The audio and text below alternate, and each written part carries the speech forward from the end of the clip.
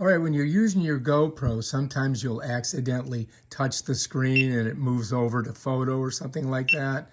And I'm going to show you guys how you can lock the screen into one position so that that doesn't happen by accident.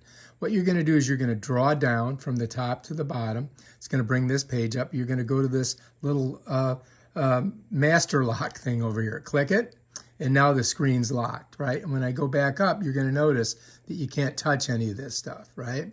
So you see that? It's not letting me do that. I can't move it. The screen is locked on this position. Now, if I want to unlock it, I pull down, slide this, wait a minute, look at this, slide over. Now the screen's unlocked, and then I have to come here and click that again to really unlock it.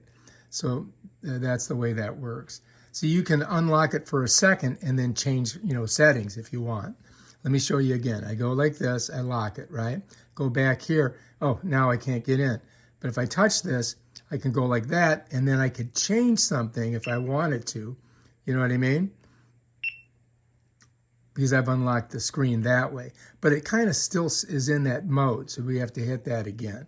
And that's basically how that works.